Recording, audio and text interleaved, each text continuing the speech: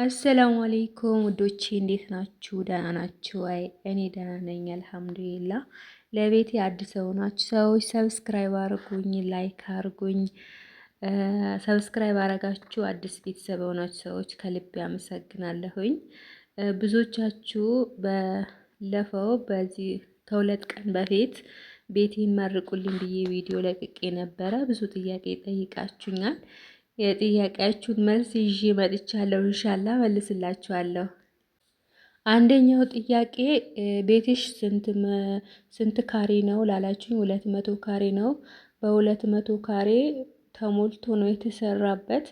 ትንሽዬ ግቢ ነው ያለችን። 200 ካሬው ሙሉ ለሙሉ ነው የተሰራበት ማለት ነው። ሌላኛው ጥያቄ ስንት ቆርቆሮ ነው ስንት ቅጠል ነው ላላችሁኝ፣ 150 ይሆናል ብዬ አስባለሁ፣ ግምት ማለት ነው። ባንዴ ስላልተሰራ እያቆራረጥኩ ነው የሰራሁት፣ እያረፍኩ። መጀመሪያ 80 ቆርቆሮ ሰርቼ ሀገር መጥቼ እንደገና 2 አመት ምናምን ቆይቼ ተመልሼ ሄጄ አሁን ባለፈው ያሳያችሁ፣ አሁንም አሳያችኋለሁ። ውስጡን ያያችሁት ቤት እሱን አሰራው ማለት ነው። ከኩሽና እቺ ኩሽና ናት የምታዩት፣ የእንጨቷ በር ኩሽና ናት። ከሻወር ቤት ከሽንት ቤት ጨርሼ ያሰራው ማለት ነው። ተመልሼ ሲሄድ እና ፊኒሺንግ ጋር ጨረስትም ነበረ።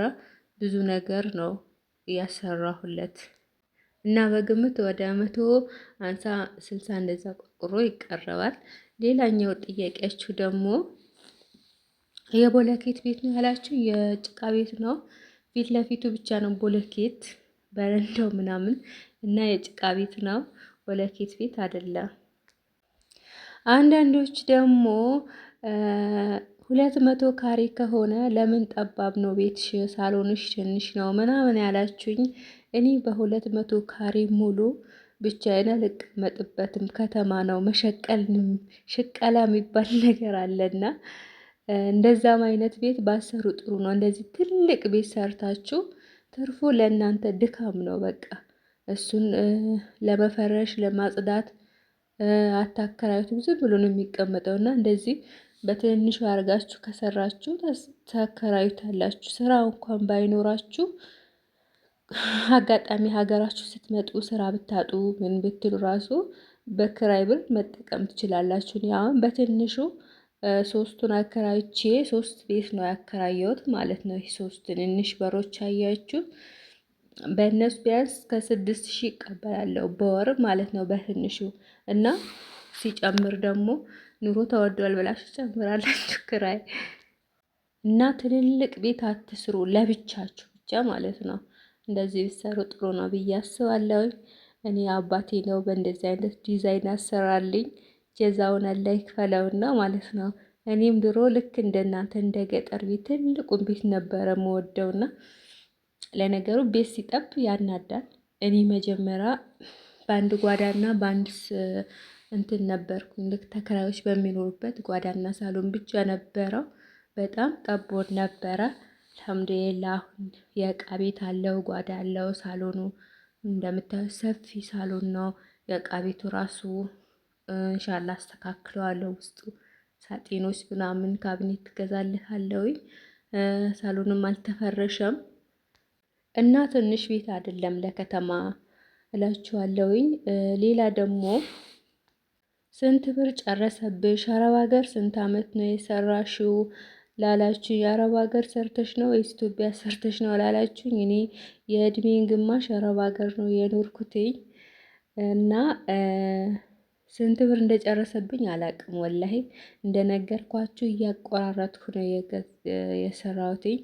መጀመሪያ ቦታ ገዛው፣ ከዛ መጥቼ ሄድኩኝ፣ እንደገና ግማሹን ሰራሁበት። አሁንም መጥቼ በመሀል የሆነ ነገር እየሰራው እያቆረጥኩ ምናምን ስለሆነ ስንት ብር እንደጨረሰ አላቅም። ወላሂ ይሄን ያክል ወይም ይሄን ያክል አመት ነው ጨረሰብኝ ማለት ራሱ እያረፍኩ ስለሰራሁት ማለት ነው። እኔ አሁን ወደ ሀገሬ ከመጣው ብቻ ይሄን ለማሳመር ለቀለም ምናምን የመጀመሪያ አሳያችኋለሁ። ልክ እንደመጣው በፊትና አሁን ብዬ አሳያችኋለሁና ከመጣው ራሱ ወደ 300,000 ጨርሷል። ይሄ ፊኒሺንጉ ለማንጠፍ ምናምን ቀለሞችን ለአንዳንድ ለትንንሽ ነገርና ቤት በጣም ነው ብር ቢጨርሰው። እንደዛውም ግን በራሳችሁ ቤት ስትኖሩ ያለው ደስታ ወይኔ እኔ አሁን እንዴት ከኔ በላይ ደስተኛ ሰው ያለ አይመስለኝም። እና በጣም ደስተኛ ነኝ። አልሐምዱሊላ ስሬ ቤቴን ሳይ አልሐምዱሊላ ላለው እና አንዳንዴ ዝም ብሎ ያገኘሁት ሁላ ይመስለኛል። ድካሜን ያልፋቴን አረብ ሀገር ስንት አመት እንትን ረሰዋለሁ እና አልሐምዱሊላ ቢያደክምም የራስ ቤት ስለሆነ ስለምትኖሩበት ስለምታርፉበት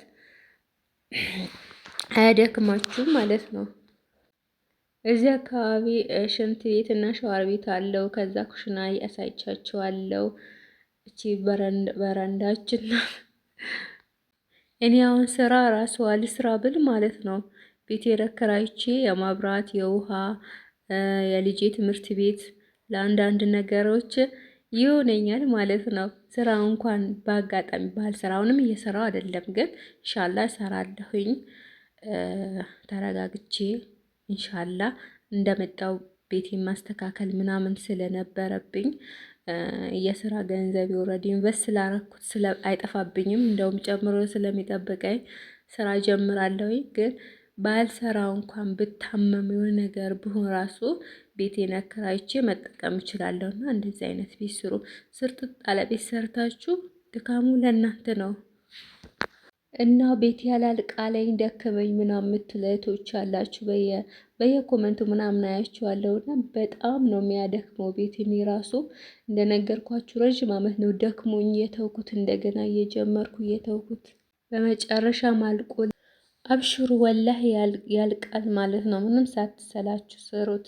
እኔ ራሱ እየተሰላቸው አያልቅም ወላህ። የሆነ ነገር ስትሉ ለዚህ ነገር ላኪ ትባሉና እንደገና ለሌላ ነገር በየጊዜ ደግሞ ኑሮ ይጨምራል። ውድ ነው እቃ መግዛት ራሱ አንድ ምስማር መግዛት ራሱ በየጊዜው ነው ውድ የሚሆነው። እና አብሽሮ ሲያልቅላችሁ ፋ ነው የምትሉት፣ ደስ ይላችኋል ወላሂ። ውሽ አልሐምዱሊላህ ረብል ዓለሚን። እኔ የደከምኩ ራሱ አይመስለኝም እና በጣም ነው ደስ የሚለኝ። አሁን ቤቴን ሳየው የኔ ነው እና አብሽሮ እሺ ያልቅላችኋል። ጥያቄያችሁን በሞላ ጎደል የመለስኩላችሁ ይመስላል። አመሰግናለሁ ስለምትሰጡኝ አስተያየት።